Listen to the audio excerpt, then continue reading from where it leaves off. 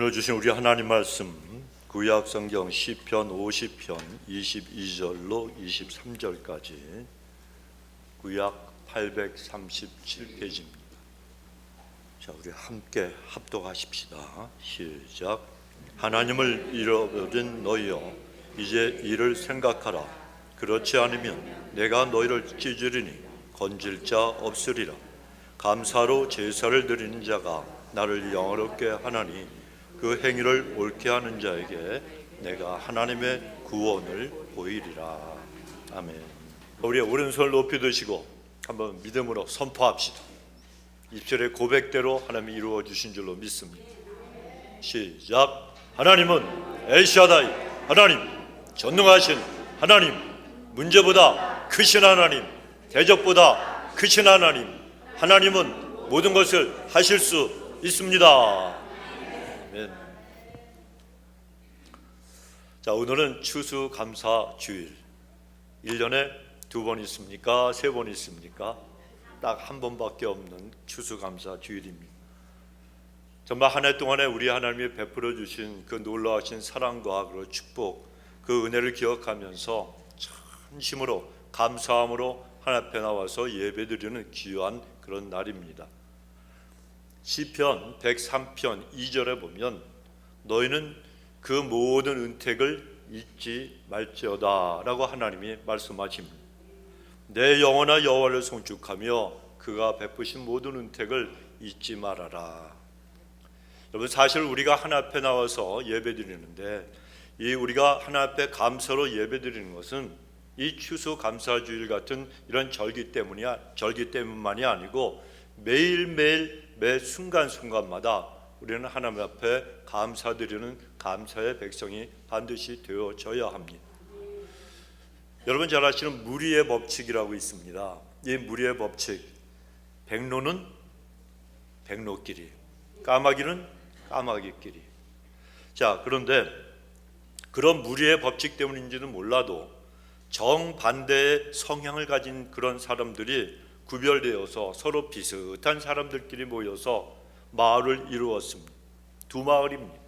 마을 이름도 정반대예요. 감사하는 사람들끼리 모인 감사촌, 불평과 불만만 터뜨리는 사람들이 모인 불평촌. 이 두 마을이 있었는데 그 이름도 완전히 정반대잖아요. 그러니까 그곳에서 살아가는 사람들의 모습도 완전히 다른 모습입니다. 이 감사촌, 불평촌, 이것은 시리즈예요. 추수감사절만 되면 시리즈로 쭉 나오는데 가장 속편을 제가 오늘 여러분들께 소개해 드리려고 합니다. 자, 이런 얘기입니다. 불평촌 사람들은 무엇이든지 불평하고 불만합니다. 그런데 무엇이든지 이 사람들은 근심만 해요. 그리고 어떤 일이 생기면 매사에 분노하고, 그리고 좋은 일이 일어났는데도 불구하고 혹시 조금 있다가 잘못되면 어떡하나 미리 걱정과 근심을 하게 됩니다. 그러니까 그들에게 있어서는 이 불평과 불만, 원망하는 이 말이 입술에서 떠날 날이 없다는 거예요. 언제나 이 사람들은 마음이 가득히 근심, 염려, 걱정, 원망 이런 것들이 가득 차 있으니까 인생이 행복하겠습니까? 안 하겠습니까? 여러분들은 늘 감상을 하시는 분이 돼서 잘 모르시나 봐. 원망하고 불평하니까 인생이 절대로 행복하지가 않습니다. 그런데 그 반대로 감사촌에 사는 사람들은 어떤 상황이든지 다 감사했다는 거예요. 내가 좀 고생을 해도 감사하고, 그리고 시련을 당하면 당할수록 이 감사의 농도는 더욱더 깊어지고 짙어졌습니다. 봄에는 꽃이 피는 것에 감사했고, 여름에는 잎이 무성한 것에 감사했고, 가을이 되면 추수하니까 감사하고, 겨울에는 비록 이 나뭇가지가 좀 앙상해져도 그래도 뿌리가 남아있고 내일에 대한, 봄에 대한 소망이 있으니까 감사하고, 그러니까 언제나 감사뿐이었어요. 그러니까 행복할 수밖에 없죠. 그런데 어느 날 이 불평촌에 사는 한 사람이 감사촌에 놀러 갔습니다. 가서 보니까 그곳에 사는 사람들은 자기네 동네 사람들하고 완전히 다른 모습이에요. 언제나 싱글벙글 웃으면서 밝게 살아가는 그런 모습이, 이 불평과 원망이 가득한 불평촌에서 온 사람도 마음에 은혜를 받았어요. 그래 하루 종일 그 사람들 갖다 따라다니면서 부지런히 이 감사를 갖다 하는 법을 열심을 가지고 배웠다는 겁니다. 그리고 그날만큼은 감사촌 사람들과 마찬가지로 자기도 열심히 감사하면서 시간을 보냈습니다. 저녁이 되었죠. 집으로 돌아가야 되는 거예요. 다시 불평촌으로 돌아갔습니다. 집에 가서 보니까 와이프가 물어봐요. 당신 잘 다녀왔냐고. 잘 다녀왔냐고. 그랬더니 이 사람이 에이, 감사촌에 갔다가 얻어먹은 것도 하나도 없이 그냥 실컷 감사만 하다 왔다고 불평을 터뜨렸다는 겁니다. 여러분, 이 불평촌에서는요, 하나님 앞에 감사하는 것조차도 불평의 조건이 되었다는 거예요. 여러분, 이 사람에게 있어서 감사는 불평의 조건이었고, 그리고 이 사람에게 있어서 감사촌에 있어야만 그는 감사를 할 수 있는 그런 사람이었습니다. 그런 사람이 감사하고 살아가려면 불평촌에서 어디로 이사 가야 돼요? 감사촌으로 이사 갈 수밖에 없습니다.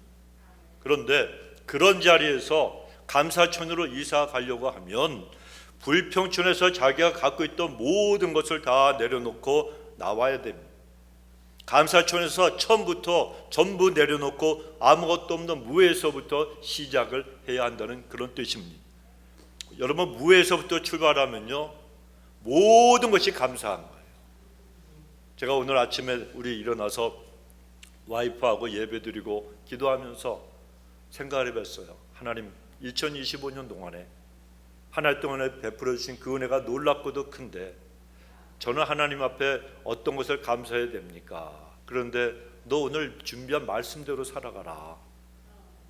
근데 마음에 와닿는 게, 제가 LA에 처음 왔을 때 오렌지 카운티에서 우리 집사람 제자가 집을 얻어준 게 있어요. 이 스튜디오 같은 조그만, 제가 이제 신학대학원에 다니려고 LA로 왔는데 그때에 뭐 아무것도 없었어요. 침대 하나만 딱 있고. 근데 이 바닥이 타일인데 얼마나 차가운지 몰라요. 근데 거기 앉아서 식사를 해야 되는데 방석을 조그만 거 2개 갖다 놓고, 여러분 구역예배 때 쓰시는 요만한 상 하나 있잖아요. 접히는 거. 이거 갖다 놓고 둘이 식사를 하는데 저는 너무너무 행복했어요. 너무너무 달콤하고, 그리고 너무너무 행복하고, 그리고 다 감사했어요. 그래 와이프하고 둘이서, 그때는 애도 없었으니까 알콩달콩하게. 근데 지금도 그때가 제일 행복하다고 제가 오늘 아침에 우리 와이프에게 고백을 했어요. 뭐 이 나이에 60이 훨씬 넘은 사람이 뭐 사랑의 고백을 하겠습니까마는, 근데 그때의 그 생각을 하니까 너무 감사. 하나님 앞에 감사하고, 지금까지 나하고 같이 고생해준 와이프도 감사하고, 모든 게 감사하더라고요. 진짜 아무것도 없었잖아요. 소파도 없었죠. 컴퓨터도 없었죠. 아무것도 없었어요. 그냥 젓가락 하나, 둘, 셋, 넷, 숟가락 2개, 그릇 2개, 밥그릇 2개, 이런 거밖에 없었어요. 그런데 너무너무 그때는 행복하고 감사했어요. 물론 지금도 훨씬 더 감사하고 행복하지만, 오늘 아침에 새벽에 일어나서 기도하고 예배드리는데 그 생각이 나는 거예요. 내가 아무것도 없었을 때, 장래가 어떻게 될지도 모를 때, 그때 하나님이 나를 붙들어 주시고 그 사랑과 은혜로 나를 충만히 채워주셨던 그 생각을 하니까 너무너무 감사한 거예요. 여러분, 우리는요, 아무것도 없을 때, 이 옷 한 벌 없고, 아니면은 또 밥 한 끼도 없을 때 그 하나님께서 주시는 그 곡식과 그리고 쌀 한 톨 얼마나 감사합니다. 그래 여러분, 아무것도 없는 무에서부터 출발하게 되면, 우리가 또 그때의 생각을 하게 되면 지금 우리가 행복하고 감사할 수밖에 없다는 거예요. 이걸 우리가 잊어버리면 조금도 안 됩니다. 옷 한 벌도, 밥 한 끼 식사도 다 감사의 조건이 되는 거예요. 이것은 하나님 앞에서 살아가는 우리의 올바른 마음가짐이라고 생각을 합니다. 하나님 앞에서 나는 아무것도 아닙니다, 이 생각과 마음을 가지고 살아가면 모든 게 다 감사한 것밖에 없어요. 하나님이 주신 집, 하나님이 주신 옷, 하나님이 주신 차, 하나님이 주신 생명과 호흡, 이 모든 것들이 다 하나님 앞에 진심으로 감사할 수밖에 없는 것들이란 그런 뜻입니다. 인생을 살아가면서 불평과 불만이 많은 사람들이 있습니다. 그런 분들은 하나님의 은혜에 감사할 줄 모르기 때문에 그런 거예요. 다른 이유가 아니에요. 감사할 줄 모르기 때문에 불평과 원망과 불만을 터뜨리게 됩니다. 그런데 우리 하나님께서는 우리가 그 언제나 하나님 앞에 감사드리는 그런 믿음의 사람이 되기를 정말 하나님은 원하고 계시는 거예요. 본문의 23절에 보시면 감사로 제사를 드린 자가 나를 영화롭게 한다, 하나님 말씀하십니다. 여기서 감사로 제사를 드린다 할 때에 이 감사의 그 제사는 다른 제사가 아닙니다. 희생 제사를 얘기하는 거예요. 그러니까 하나님이 기뻐하시는 제사는 내가 하나님 앞에 제물을 가지고 하나님 앞에 제사를 드릴 때 필요한 그 짐승을 가지고 왔을 때 죽여서 가지고 오는 그런 제사가 아니라 먼저 하나님 앞에 감사, 하나님의 은혜에 너무 감격해서 감동해서 하나님 너무너무 감사합니다. 모든 것이 감사합니다. 하나님은 내 생명이요 나의 전부가 되십니다. 이런 마음을 가지고 드리는 제사라는 거, 이걸 우리가 알 수가 있는 것입니다. 그러면 우리도 늘 하나님 앞에 이런 추수감사절기만이 아니라 항상 하나님 앞에 감사드리며 감사의 제사를 드려야 됩니다. 그렇다면 왜 감사의 제사를 하나님 앞에 드리는 것이 이렇게 중요한가? 첫째는 감사드리는 자는 하나님의 은혜를 잊지 않고 기억하고 있는 사람이기 때문에 하나님이 그걸 보시고 기뻐하시기 때문에, 그래서 여러분 우리는 하나님 앞에 감사의 제사를 드려야 되는 거예요. 본문의 22절에 하나님을 잊어버린 너희여 이제 이 일을 생각하라. 그렇지 않으면 내가 너희를 찢으리니 건질 자가 없으리라 말씀합니다. 여기에서 하나님을 잊어버린 자, 바로 23절에서 감사로 제사를 드리는 자와는 완전히 반대가 되는 그런 사람들입니다. 여러분, 하나님을 잊어버린 사람은 누굽니까? 다른 신을 섬기고 우상을 섬기는 사람을 뜻하는 거예요. 그런 자들에게 하나님이 징계의 채찍, 찢어버리신다는 거예요. 하나님이 때리신다는 거예요. 하나님의 징계의 채찍이 임하게 된다고 하나님이 지금 경고하고 계시는 겁니다. 하지만 하나님께서 주신 그 은혜와 축복, 사랑, 이것에 감사할 줄 아는 사람은 하나님이 은혜 위에 은혜를 더하시고 축복 위에 축복을 더하시고 평강의 복을 더욱더 계속해서 허락하여 주신다는 거예요. 여러분 아시는 오스카 와일드라고 하는 작가가 있습니다. 이 사람이 단편을 쓴 것이 있는데 참 재미있는 글을 썼어요. 예수님께서 전에 은혜를 베풀어 주신 그 사람들을 예수님이 다시 만나는 이야기를 갖다가 우화적으로 엮었던 그런 작품입니다. 거기에 보면 예수님이 길을 가시는데 성경은 아닙니다. 이 오스카 와일드라는 사람이 쓴 작품이에요. 그런데 이 사람이 이 하나님의 은혜를 입은 그 술주 정권이 있었는데 예수님이 지나가시다가 그를 보신 거예요. 근데 이 사람이 완전히 알코올 중독이 됐으니까 폐인이잖아요. 젊은 나이에 폐인처럼 그냥 비틀비틀거리고, 그러니까 예수님이 답답하셔서 그에게 물어보시는 거예요. 아니 당신은 왜 이런 생활을 계속하고 있느냐? 그랬더니 이 술 주정꾼이 된 그 젊은이가 대답을 합니다. 예수님이 전에 제가 안진뱅이였을 때 저를 일으켜 걷게 만들어 주지 않으셨습니까? 그런데 제가 정상적으로 걸어 다니는들 내가 무엇을 먹고 살란 말입니까? 내가 그동안 직업을 구해보았지만 만족할 만한 직업이 하나도 없었습니다. 그래서 이렇게 답답해서 매일같이 술만 먹고 있는 겁니다. 참 대단한 사람. 그런데 예수님이 그 다음에 또 길을 걸어가시는데 불량배가 주먹질을 하고 있는 그런 장면을 또 보게 되었습니다. 그에게 물었습니다. 너는 어째서 이렇게 사람을 때리고 행패를 부리고 이런 생활을 하고 있느냐? 그러자 그 불량배가 대답을 한 거예요. 나는 예수님이 전에 눈을 뜨게 해준 소경입니다. 그런데 내가 눈을 뜨고 보니까 보이는 것들이 전부 내 신경을 거슬린다는 거예요. 왜 나를 짜증나게 만들고, 왜 신경질 나게 만들고 화나게 만드냐? 왜 나를 갖다 세상이 사람들이 귀찮게 하는 겁니까? 정말 내가 눈을 뜨고 이 세상을 보니까 내 승질만 돋구는 것뿐이다. 그래서 이렇게 주먹으로 화풀이하고 내가 마구잡이 그냥 치고받는 생활, 이것이 바로 나에게 주어진 인생길이라 생각을 하고 있습니다.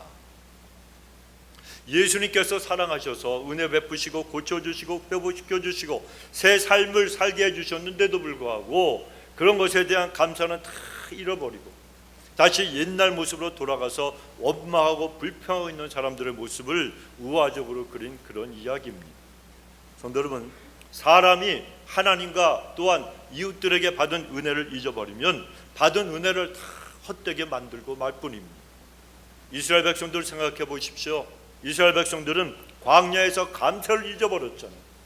그리고 원망하고 불평만 하다가 결국에는 40년 동안 아주 죽을 고생을 한 다음에야 가나안 땅에 들어갈 수가 있었다는 거예요. 우리도 여러분 이 사실을 잊으면 안 됩니다. 우리도 감사를 잊고 감사 대신에 불평하고 원망하면서 인생을 살아가면 하나님이 우리를 위해서 마련해 주신 축복이 있다는 거예요. 하나님이 우리를 위해서 쌓아두신 은혜가 있다고 성경은 말씀하시잖아요. 하나님이 창고에 쌓아놓고 계시는 거예요. 축복과 평강과 은혜와 응답을. 그런데 감사를 잊어버리면 이걸 다 놓쳐버리는 인생이 되고 만다는 거예요. 하나님은 우리에게 날마다 기도의 응답을 주시려고 그리고 하나님의 축복의 불기둥을 갖다 허락해 주시는 거예요. 성령님과 함께. 그런데 우리가 받을 그릇이 안 돼가지고 이 불기둥이 내렸다가 떠나가고 여기까지 왔다가 떠나가고 우리의 자녀들에게 왔다 떠나가고 가정에 왔다 떠나가고 이런 일들이 얼마나 많은지 몰라요. 왜 그럽니까? 감사를 잊어버리기 때문에. 그걸 놓쳐버리는 겁니다, 여러분. 그래서 우리는 그런 감사를 놓쳐버리고 잊어버리는 인생이 되지 말아야 되는 거예요. 사실 우리는 여러분 생각해 보십시오. 만입이 다 있어도 입이 10개가 있어도 하나 앞에 감사할 길이 없는 사람들이에요. 이 사실을 여러분 인정하셔야 됩니다. 왜 그렇습니까? 죄로 인해서 영원히 멸망당할 수밖에 없는 존재가 바로 저고 바로 여러분이고 우리 모든 인생들이에요. 그런데 그런 인간들이 죄사함 받고 영원한 생명을 얻었기 때문에 그리고 우리의 인생 가운데 하나님이 나를 인도해 주시고 베풀어 주신 그 은혜가 너무나도 많고 너무나도 고맙기 때문에 구원하여 주셨죠. 우리를 인도하고 계시죠. 보호하여 주시죠. 우리가 필요한 모든 것들을 공급하여 주시죠. 놀라운 하나님의 은혜가 매 순간마다 우리와 함께 하셨는데 우리는 너무나 쉽게 잊어버리고 있다는 거예요. 그 받은 은혜와 사랑, 인도하심, 보호하심, 공급하심 이 모든 걸 우리가 생각하면 만님이 다 있어도 감사할 길이 없다는 겁니다. 우리 성도님들 이러한 하나님의 은혜를 기억하시고 늘 하나 앞에 감사드리는 그런 분들이 되시기 바랍니다. 그런데 중요한 것은 우리가 하나님께 드리는 감사도 때가 있고 시간이 있다는 거예요. 그래서 더 늦기 전에 우리는 더 이상 감사드릴 수 없는 그 시간과 날이 내 인생에 다가오기 전에 우리는 반드시 날마다 매 순간마다 하나 앞에 진심으로 또 전심으로 감사드리는 믿음의 사람들이 되어야만 합니다. 그런데도 그동안 감사를 잊어버리고 살았으면 어떻게 합니까? 회개하면 되는 거예요. 회개하면 되는 거예요.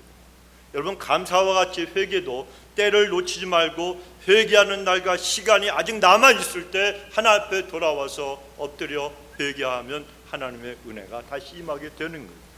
이 시기를 이 순간을 그 날을 놓치는 사람이 되면 안 됩니다. 여러분 날이면 날마다 우리에게 있는 게 아니에요.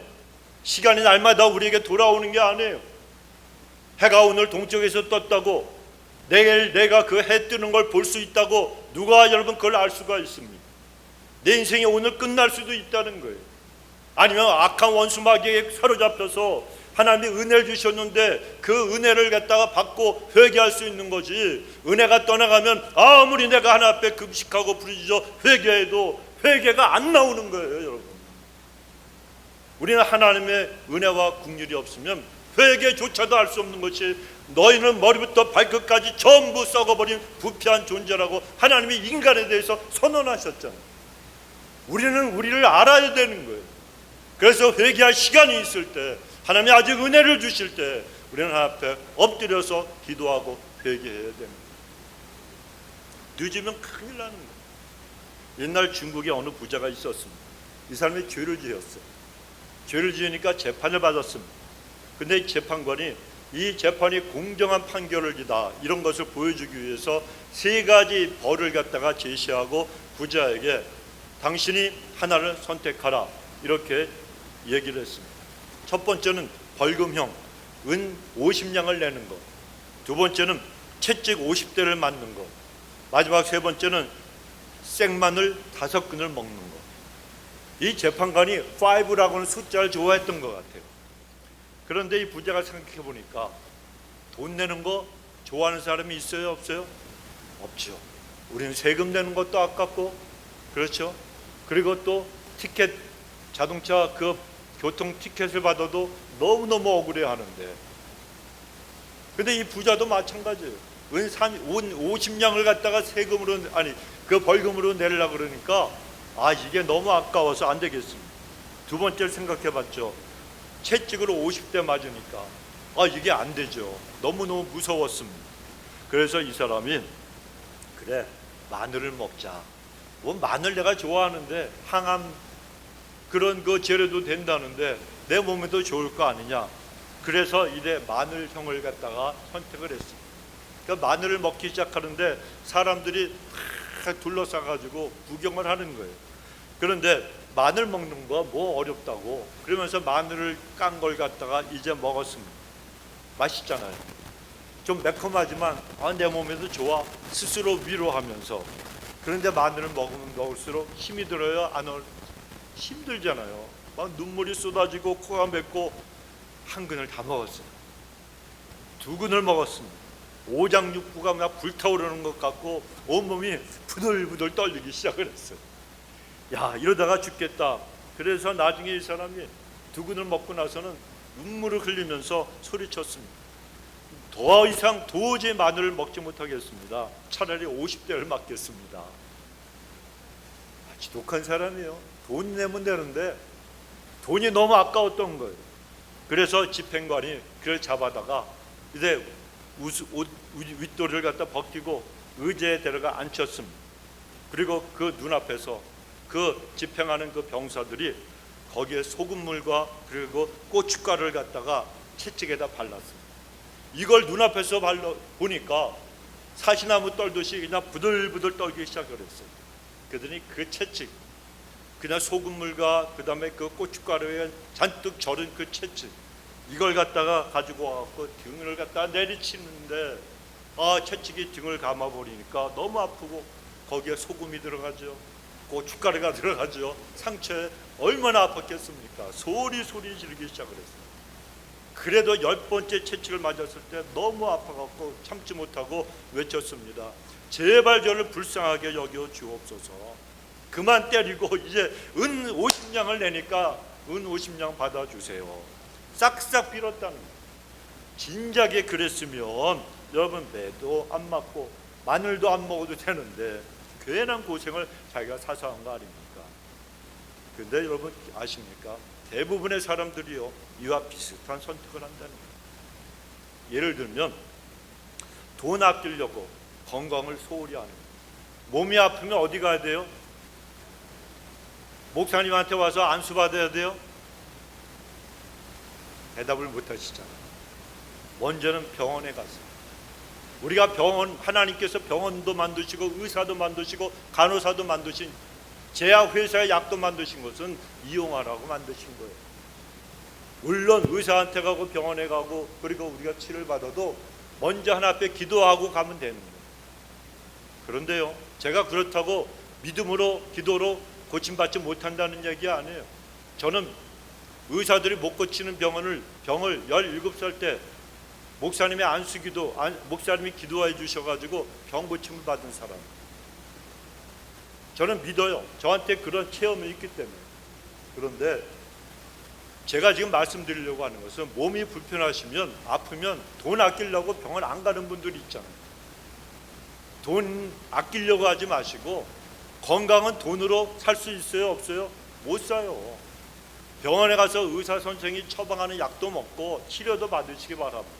그런데 안 가려고 길을 쓰고 있다가 참 못 견디니까 할 수 없어서 병원에 가는 사람이 있어요. 그렇게 되면 돈을 갖다가, 여러분 돈도 쓰는데 돈도 돈이지만 병원에 늦게 가면 갈수록 병이 깊어져서 심각한 고통을 당하기 시작합니다. 그러면 나중에 어떻게 됩니까? 돈을 더 쓸 수밖에 없어요. 그러다 보면 너무 늦을 수도 있다는 거예요. 늦으면 늦을수록 돈도 더 많이 사용하게 됩니다. 한국말에 호미로 막을 것 가래로 막는 격이 되고 만다는 겁니다. 우리 믿는 사람들 중에서도 그렇게 답답한 분들이 많이 있어요. 그런데 주님이 똑같은 말씀을 하시는 거예요. 꼭 돈과 건강 문제가 아니고 이제는 좀 감사 좀 하고 인생을 살아가라고, 좀 하나님 앞에 헌신 좀 하고 하나님 앞에서 신앙생활 하라고, 이제는 좀 주님을 위해서 좀 살아보라고.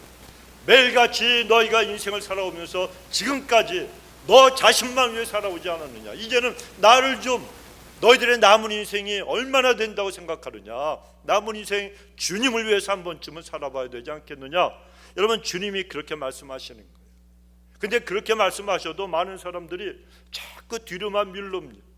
조금만 있다가요, 조금만 더 있다가요, 돈을 조금 더 벌다가요, 내가 좀 세상 일을 조금 더 하고 내가 더 좋아하는 취미생활 좀 더 하고요, 조금 하다가 일이 꽝 하고 터져버리면 그때야 회개한다고 허겁지겁 돌이키려고 하지만 가래로도 못 막는 일들이 크게 벌어지는 일들도 많다는 거예요. 여러분, 하나님은 매일매일 우리를 테스트하고 계시는 거 기억하시기 바랍니다. 제가 늘 말씀을 드리지만 기드온의 300용사 뽑을 때 그냥 하나님이 선택하신 거 아니잖아요. 물 먹는 모습을 보시고 하나님이 테스트하셨어요. 그때 물 먹는 모습을 하나님이 지금 나를 보시고 하나님의 일꾼으로 뽑으신다, 아니다, 이걸 알았다라면 그 많은 사람들이 여러분 정신 바싹 차리고 하나님이 원하시는 모습으로 물을 마셨을 거 아닙니까? 우리도 똑같은 거예요. 매일매일 일상에 우리가 하나님을 위해 살아가고 내가 매일매일 하루 24시간을 살아갈 때에 그 모든 시간을 하나님 보고 계시다가 하나님의 저울이 있어요. 저울이 있어요. 평평해요. 그런데 어느 순간에 마지막이 딱 됐을 때 하나님이 보시니까 저울이 이렇게 기울어져. 이건 축복과 응답이라고 한다고 그러면 하나님이 너는 이제 됐다. 모리아 산에서 그 자식 이삭을 갖다가 하나님 앞에 드렸던 아브라함, 이제야 네가 나를 경외하는 줄 알았노라. 하나님께서 그 말씀을 주시고 하늘을 열어주시는 그 저울 쪽으로 이렇게 기울어질 때 얼마나 감사합니다. 그런데 마지막 저울이 이쪽으로 기울어져요. 너는 틀렸다는 거예요. 네 인생은 끝이라는 거예요. 내가 너를 아무리 살려줘도 너는 돌이키지 아니하고 회개하지 아니하고 죄만 짓고 살아가니까 이제는 다 내려놓고 나에게 오너라. 나의 심판대 앞에 오너라. 히브리서 9장 27절에 사람이 한번 태어나 죽는 것은 정한 이치요 하나님 앞에 심판대가 그 앞에 있다고 말씀하시죠. 하나님의 심판을 받는다고. 여러분, 우리는 이 저울이 지금 언제 이렇게 기울어질지, 이렇게 기울일지 모르는 거예요. 모르는 거예요. 그러니 우리가 지금 하나님 앞에 은혜 받고 하나님 앞에 회개할 수 있을 때, 기도할 수 있을 때, 하나님 전에 달려나와 예배 드릴 수 있을 때, 감사하고 헌신할 수 있을 때 우리는 그 기회를 놓치지 말고 하나님 앞에 나오는 자들이 반드시 되어야 한다는 겁니다. 감사가 마찬가지입니다. 그러므로 여러분, 크신 하나님의 은혜를 조금도 잊지 마시고 늘 범사에 감사드리는 그런 성도님들이시길 주 이름으로 축원합니다. 두 번째로 감사를 드리는, 그 감사로 제사 드리는 이것이 중요한 이유는 감사로 제사를 드리는 사람이 하나님을 영화롭게 하기 때문이라는 거예요. 23절에 보시면 감사로 제사를 드리는 자가 하나님을 영화롭게 한다고 말씀합니다. 여러분, 우리가 하나님의 자녀로 인생을 살아가는 목적이 바로 이겁니다. 내가 새끼 잘 먹고 돈 많이 벌고 내 자식이 출세하고 성공하고 노벨상을 받고 이게 인생의 목적이 아니에요. 진짜 인생의 목적은 내가 나를 구원하시고 나를 만드신, 나를 축복하신 하나님을 영화롭게 하는 게, 이게 내가 호흡하며 하루하루 살아가는 인생의 목적이 되어야 되는 거예요. 하나님을 이용하지 마세요, 여러분. 하나님, 나는 돈이 필요하니까 돈을 많이 주옵소서. 하나님, 나는 지금 명예를 가져야 되니까 명예롭게 내가 인생을 훈장도 받게 해주옵소서. 이게 아니라는 거예요. 진짜 예수님을 믿는 사람들, 진짜 성령 충만한 사람들은 십자가 앞에 가서 하나님, 나는 주를 위해 죽을 수 있습니다라고 고백하는 사람들이에요. 성령님은 우리를 어디로 인도하신다고요? 십자가 아래서 죽으라고 인도하시는 거예요. 그 자리까지 우리를 인도하시는 거예요. 그런데 그 자리가 싫다 그러면 그 사람은 가짜 그리스도인이에요. 내가 아무리 목사고 아무리 장로를 할지라도, 아무리 권사를 할지라도, 내가 예수 믿은 지 50년 됐다 할지라도, 내가 5대째 예수 믿는다 할지라도, 하나님께서 인도하신 십자가의 그 자리까지 가기를 싫어하는 사람은 아직도 먼 사람이라는 거예요.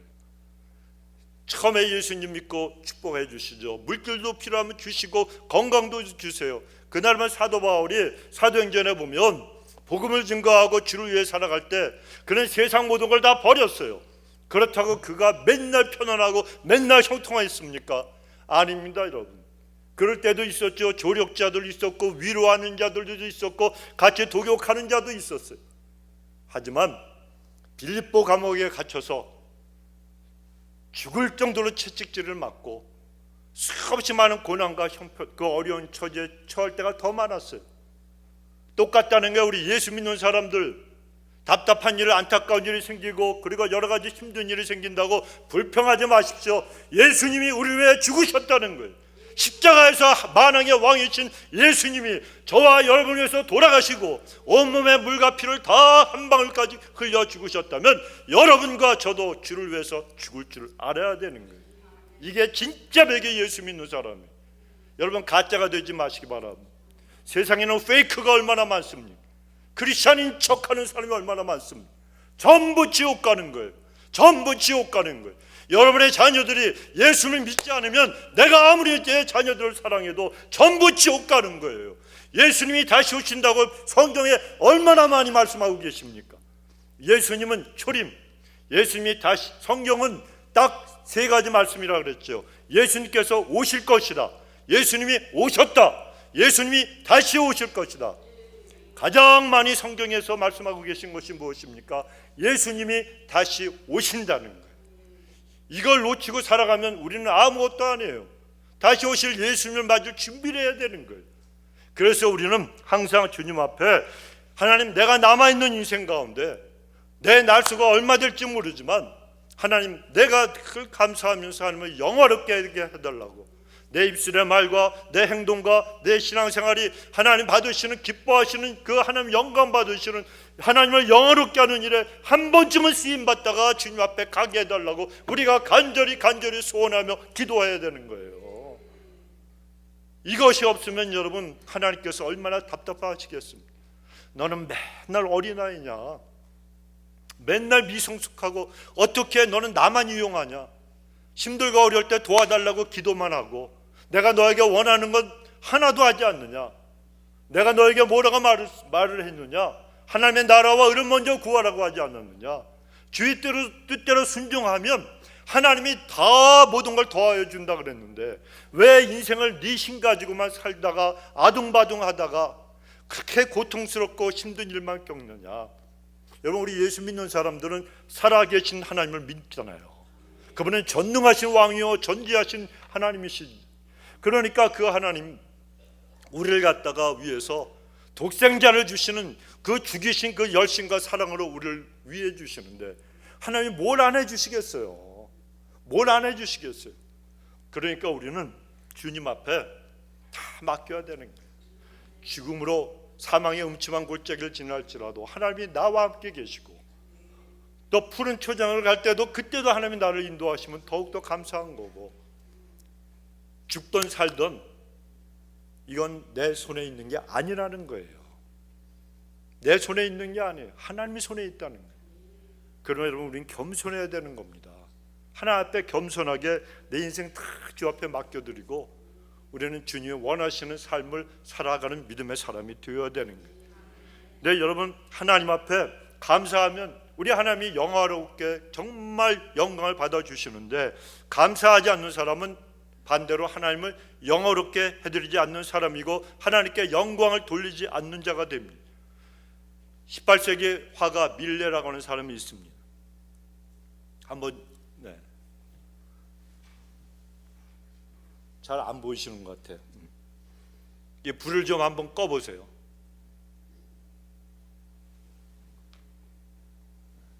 이 밀레라고 하는 작가가 이 화가가 그린 그림, 아마 여러분이 잘 아실 거예요. 제목이 만종. 자, 이 작품은 젊은 이 농부 부부가 이 만종, 이 교회에서 울리는 저녁에 울리는 종소리예요, 제목이. 근데 이 소리를 들으면서 경건하게 마주서 이 두 손을 모으고 하나님 앞에 감사의 기도를 드리는 그 그림이잖아요. 근데 원래 이 제목이 만종이 아니에요. 이 만종이라고 하는 이 작품의 이름은 일찍 서양 미술을 접했던 일본 사람들이 갖다 붙인 그런 이름이에요. 원래 제목의 원래 제목은 감사 추수를 위한 기도다. Prayer for the potato chip이 아니고 potato club, 추수, 그런 뜻입니다. 그런데 2년 후에 제목을 바꿨어요. 알젤루스라고 하는 이름으로 바뀌어졌습니다.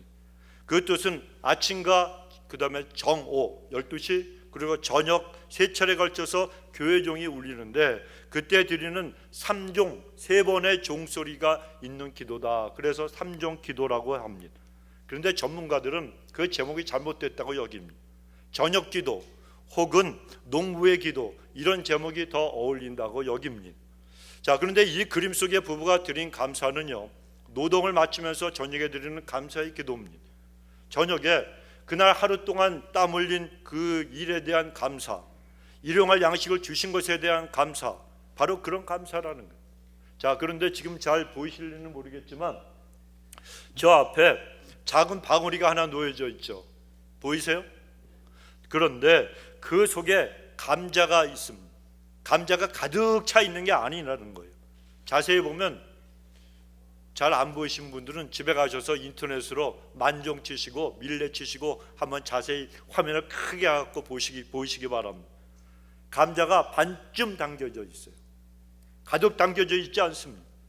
그러니까 하나님께 수확을 갖다가 감사드리고 있는 그런 모습인데, 밀레가 이 작품을 갖다 그릴 때는요, 너무너무 가난한 그런 처지에 너무 고생을 하고 있었습니다. 밀레라고 하는 이 작가는, 이 화가는 수많은 역작들을 그렸는데 그의 뛰어난 작품들은 그가 인생에서 가장 큰 고통의 세월을 지내고 있을 때에 그린 것들이 참 많이 있습니다.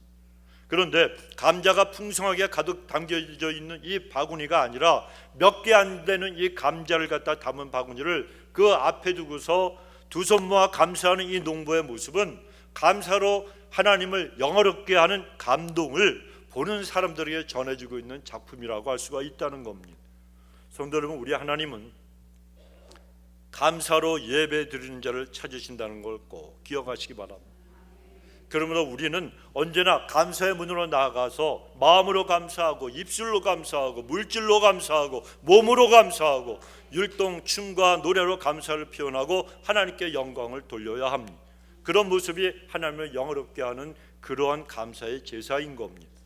마지막 세 번째로, 감사로 우리가 제사를 드리면 하나님의 구원의 역사를 갖다가 보기 때문에 우리는 감사로 제사를 드리는 자, 감사로 하나님을 예배하는 자가 반드시 되어야 합니다. 2004년 그리스 아테네에서 올림픽이 열렸습니다. 그때 한국의 유도 국가대표 선수인 이원희 선수가 금메달을 갖다가 획득을 했어요. 그때 이원희 선수는 금메달이 확정된 다음 무릎을 꿇고 하나님 앞에 감사의 기도를 드렸어요. 모든 영광을 하나님께 올려드린 겁니다.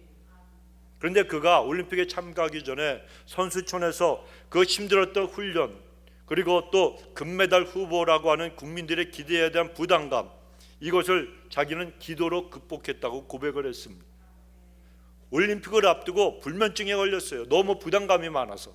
그래서 고생하면서 새벽 5시부터 고된 훈련을 했는데, 훈련 도중에 자기의 실력과 기량이 향상이 되지 않으니까 차라리 이대로 모든 걸 포기하고 죽었으면 좋겠다, 이런 생각까지도 들었다는 겁니다.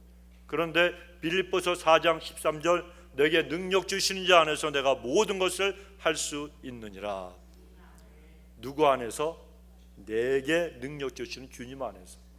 여러분, 이 말씀을 갖다가 앞에 거 딱 띄워버리고 나는 모든 걸 할 수 있다고 생각하면 이거는 안 되는 거예요.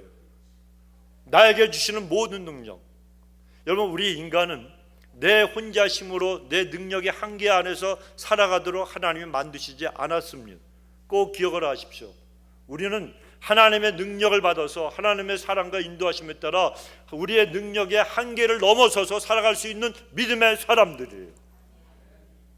그래서 하나님이 우리에게 필요한 거고, 우리가 하나님을 섬겨야 되고 하나님 중심으로 살아가야 되는 거예요.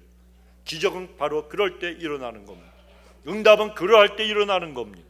그런데 이 이원희 선수도 너무 낙심이 되니까 참 부정적인 생각을 했는데, 그 말씀이 주어졌어요. 내게 능력 주신 자 안에서 내가 모든 것을 할 수 있느니라. 이 말씀을 통해서 그는 자기의 교만을 버리고 감사로 하나님 앞에 나가기 시작했고, 그때부터 하나님의 능력을 덧입게 되었다고 고백을 했습니다. 올림픽 결승전을 하는데, 이 경기를 하는데 손가락 인대가 늘어났습니다. 중상이에요, 여러분. 이게 잡을 수도 없어요. 자, 그런데 마지막 결승전에서 이 한 게임만 이기면 금메달인데, 중요한 손가락 인대가 확 늘어나고 말았습니다. 유도 선수가 여러분 발로 축구하는 거 아니잖아요. 그렇죠? 전에 그 손흥민 선수는 어깨가 탈골이 됐는데도 경기를 뛰었다 그러는데, 유도 선수는 이 손으로다가 상대방의 유도복을 잡아야 돼요. 그런데 손가락을 다쳤으니까 얼마나 힘들었겠습니까? 그런데도 이원희 선수는 투혼을 발휘해서 승리했다는 겁니다. 근데 자기가 그때 이길 수 있었던 이유, 다른 게 아니고 하나님을 의지하면서 감사합니다 했던 그 감사의 결과라고 간증을 했습니다. 경기 중에 손가락이 옆으로 쑥 넘어갔다는 거예요. 손가락이 얼마나 아팠겠습니까? 근데 그때 예수님의 십자가의 고통을 생각하니까 나는 아무것도 아니라는 생각이 들었다는 거예요. 손가락 부상으로 허벅다리 걸기에 필요한 기술을 갖다가 자기의 장기인데 이걸 사용할 수가 없어서 그냥 아무렇게나 잡고서 업어치기를 시도했는데 이것이 먹혀 들어갔다는 거예요. 그 다음부터 하나님이 나와 함께 하시는구나, 이 믿음이 생겨서 자신감이 생겼다고 고백을 했습니다. 우연히 그가 금메달을 따는 승리를 거둘 수 있었던 것이 아니라는 거예요. 여러분, 그의 간증은요, 어떤 경우에도 하나님께 감사하는 사람에게 하나님의 역사해 주신다는 놀라운 구원의 능력을 잘 보여주는 간증인 겁니다. 오늘 23절 중반절에도 보면 그 행위를 옳게 하는 자에게, 누구에게? 그 행위를 옳게 하는 자에게 내가 하나님의 구원을 보이리라. 어떤 경우에도 감사하면 그 행위를 하나님이 옳게 여겨주셔서 구원해 주시고 문제도 해결해 주시고 응답해 주신다는 겁니다. 그러면 성도 여러분, 어떤 경우라도 어떤 상황이라도 첫째도 감사, 둘째도 감사, 그저 감사만 하시기 바랍니다. 이집트에 가난한 한 농부가 있었어요. 이 사람이, 이집트는 종교가 뭡니까? 회교잖아요. 무슬림이에요. 그런데 자기들이 믿는 그 우상, 그 알라 신에게 편지를 썼습니다. 돈이 필요하니까 나에게 200파운드만 보내주십시오라고 하는 이런 편지를 썼어요. 집배원이 수신자가 보니까 알라 신이야. 알라 아시죠? 어린애가 아니고 그 마음의 선지자, 자기들이 선지자라 그러는데 그가 창시한 종교 회교입니다. 그 우상이 알라예요. 근데 이 알라라고 써 있으니까 자기 마음대로 할 수가 없으니까 우체국 계장한테 보냈습니다. 계장은 과장에게, 과장은 우체국장에게, 국장은 또 담당 장관에게 그 편지를 보냈다는 거예요. 그러니까 장관도 이거 내가 이 편지를 함부로 버리면 알라를 갖다 모독하는 일이 되니까 두렵고 떨려가지고 대통령에게 편지를 전달했습니다. 당시에 이거 이집트의 대통령이 여러분 잘 아실 거예요. 나세르라고 하는 사람이었다는 거예요. 나세르. 이 나세르 대통령이 농부의 딱한 사정을 보고 100파운드를 그에게 우송을 했습니다. 그런데 대통령이 보낸 이 돈을 받아본 이 농부가 감사가 아니고 불같이 화를 냈다는 거예요. 왜냐하면 알라시는 분명히 자기가 요청한 200파운드를 보내주었는데 나세르 대통령이 중간에서 100파운드 떼어먹고 100파운드만 나에게 보내주었다. 이렇게 생각을 했다는 겁니다. 이게 무슨 말인가 하면 인생은 감사보다 원망과 불평하는 일에 익숙하다는 겁니다. 만족하기보다는 불만족스러워하는 것이 더 빠르다는 것을 보여주는 그런 이야기라고 생각이 됩니다. 그러나 우리 믿음의 사람들은 늘 감사만 해야 됩니다. 지금부터 세십시오. 여러분 카운트해 보십시오. 그래서 감사하고, 그래도 감사하고, 그러나 감사하고, 그러므로 감사하고, 그렇지만 감사하고, 그러니까 감사하고, 그냥 감사하고, 그리 하실지라도 감사하고, 그리 아니하실지라도 감사. 그럼에도 불구하고 감사, 이래저래도 감사, 매일매일 감사, 항상 감사, 쉬지 말고 감사, 범사에 감사. 모두 몇 가지예요? 몇 가지? 15가지? 저는 3대가 잊어버렸어요. 하여튼 여러분, 이런 감사의 제사를 항상 우리가 하나 앞에 올려드려야 되는 겁니다. 우리의 삶을 깊이 생각해 보면요, 감사가 아는 것이 하나도 없잖아요. 우리에게 주신 복을 우리가 헤아려 볼 때마다 감사가 저절로 쌓여지고 우리가 하나 앞에 올려드릴 게 시간이 없어서 그렇지, 하나 앞에 감사할 거리가 너무너무 많은 거예요. 그래서 여러분, 항상 하나 앞에 감사로 이 제사를 드리시기 바랍니다. 이제 말씀을 맺겠습니다. 미국의 케네디 대통령 시절에 소련의 수상이었던 후르시초프가 미국을 방문하고 나서 이런 말을 했어요. 미국이 세계에서 가장 번창하고 잘 사는 나라가 된 것은 감사합니다라는 말을 많이 사용하기 때문이라고 그가 이야기한 적이 있습니다.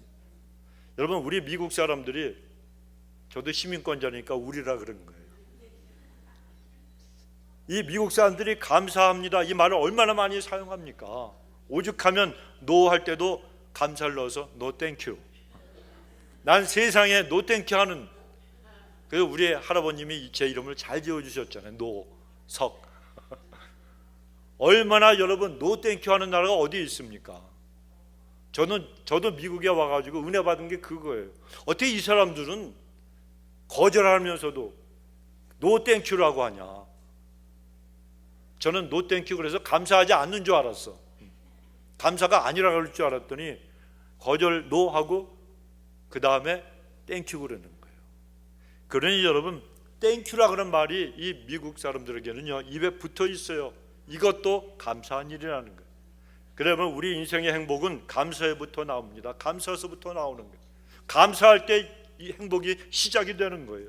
그래서 감사는 최고의 항암제고 최고의 해독제고 최고의 방부제입니다. 암으로 고통을 당하는 환자를 낫게 하고 병든 자를 치유하는 능력도 감사에 있다는 겁니다.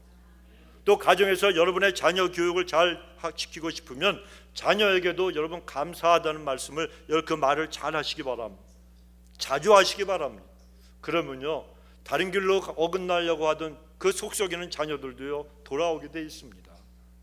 또 남편의 마음을 열고 아내의 마음을 열고 싶어도 감사하다고 얘기해야 됩니다. 맨날 남편이 그냥 하루 세끼 은퇴하고 밥만 해달라 그랬다고 삼식이라고 막 원망하지 말고, 남편이 여러분 좀 마음에 안 든다고 그냥 마귀의 자식이라고 사탄아 물러가라 그러면 그런 남편 예수 절대로 안 믿어요. 이래도 저래도 감사. 아우 당신 감사해요. 또 남편은 남편대로 아내에게 감사하다고 얘기를 해야 돼요. 나 같은 남편 안 버리고 데리고 살아준 거. 저도 얼마 전에 그런 고백한 적이 있어요. 여러분, 감사하다고 아내나 남편에게 얘기를 해주면 마음을 다 열어줍니다. 그리고 남편의 얼굴도 바뀌고 와이프의 얼굴도 바뀌고 마음도 심성도 바뀌고, 그리고 그날 반찬도 달라지는 거예요. 그러니까 여러분, 감사가 사람을 감동시키고 변화시키는 능력이 있다는 겁니다. 그러면 우리 성도님들이 비단 오늘 같은 추수감사 예배뿐만이 아니라 어떤 환경, 어떤 처지에서도 늘 하나 앞에 진심으로 감사드리시기 바랍니다. 첫째는 하나님의 은혜를 기억하며 감사하시고, 또 두 번째는 감사함으로 하나님을 영원롭게 하시고, 그리고 세 번째는 감사로 말미암아 하나님의 구원의 기적의 역사를 보는 그런 복된 분들이 다 되시길 예수님의 이름으로 축원합니다. 기도하십시다. 하나님 아버지, 고맙습니다. 2025년 아버지, 저희들 추수감사 주일 주회전에 나와 하나님 온 마음을 다하여 하나님을 찬양하고 하나님 앞에 왜 우리가 감사해야 되는가, 아버지 그 사실을 저희 다시 한번 말씀을 통해 깨닫게 해주시니 감사합니다. 하나님, 그동안 저희들은 쉽게 범사에 감사하라고 하신 주의 말씀을 잊어버리고 살았습니다. 아버지, 다시 한번 우리 안에 깊은 감사가 넘쳐나게 하시고 그 감사와 그 은혜가 회복되게 하여 주셔서 어떤 일이 있어도 천성가는 그날까지, 주님을 만나는 그날까지, 저희들을 다시 공중에서 주를 맞이하는 그날이 올 때까지 하나님 앞에 감사가 넘치는 삶을 살 수 있도록 축복하여 주옵소서. 감사드리오며 예수님의 이름으로 기도드리옵나이다.